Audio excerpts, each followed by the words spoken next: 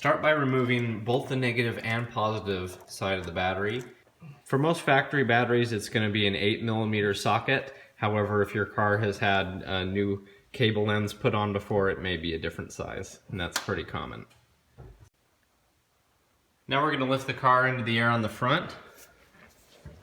So we came in with our jack here towards the back and lifted up so that we had room to place our jack stand.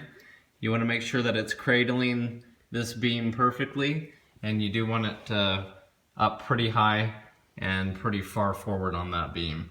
Now we're going to go around to the other side and put another jack stand in that same place.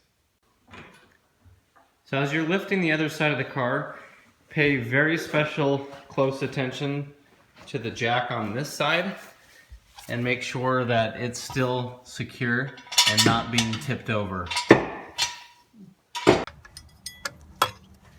And make sure that this goes all the way in, because I've seen a lot of these tensioners break because they're not all the way in. So as we release the tension on the belt, we're going to go ahead and just pull it off of one of these idlers.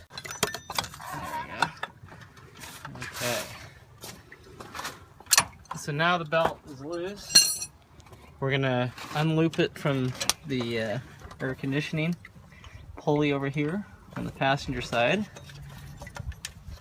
Now for the AC compressor, instead of discharging the whole system, we're just going to take off these 10mm and lower the whole compressor off of the engine. It'll still be attached by the lines.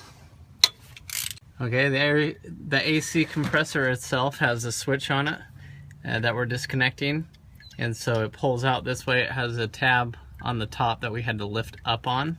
So we actually came in from this top side with a screwdriver to lift it up and then pulled it out.